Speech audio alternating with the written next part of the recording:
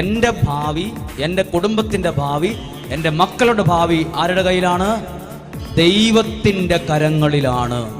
അതാണ് ബൈബിൾ പഠിപ്പിക്കുന്നത്.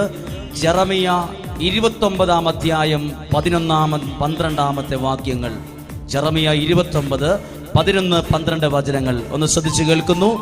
കർത്താവ് അരുളി ചെയ്യുന്നു, നിങ്ങളെക്കുറിച്ചുള്ളൊരു പദ്ധതി എൻ്റെ മനസ്സിലുണ്ട്, നിങ്ങളുടെ നാശത്തിനുള്ളതല്ല, ക്ഷേമത്തിനുള്ള പദ്ധതിയാണിത്. അടുത്ത വചനം ഇങ്ങനെയാണ്, നിങ്ങൾക്ക് ശുഭകരമായ ഭാവി.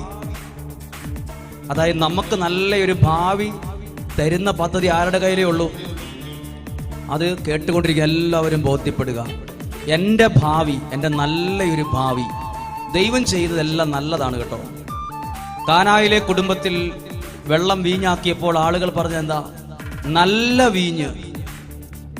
അതെങ്ങനെയാ നല്ല വീഞ്ഞായത്? നല്ലത്.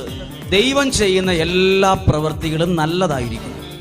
നല്ല വീഞ്ഞ്, നല്ല ഭാവി, നല്ല ബന്ധങ്ങൾ, നല്ല വീട്, നല്ല ഭാവി. ഇന്ന് അതിനെക്കുറിച്ച് മാത്രമാണ് ചിന്തിക്കുന്നത്. എനിക്ക് ദൈവം ഒരുക്കി വച്ചിരിക്കുന്നത് നല്ലൊരു ഭാവിയാണ്. എന്നാൽ പല ആളുകളുടെയും മനസ്സിൽ എന്താണ്? നമ്മൾ അറിയുന്ന പലരുടെയും മനസ്സിൽ നമ്മുടെ ഭാവിയെ തകർക്കാനുള്ള പല പദ്ധതികളുമായിരിക്കും ഉള്ളത്. നമ്മുടെ ഭാവിയെ തകർക്കുന്ന പദ്ധതി ആയിരിക്കും പലരുടെയും മനസ്സിലുള്ളത്. നമ്മൾ വിശ്വാസം അർപ്പിച്ചിരിക്കുന്ന നമ്മുടെ ദൈവത്തിൻ്റെ മനസ്സിൽ എൻ്റെ നല്ലൊരു ഭാവി,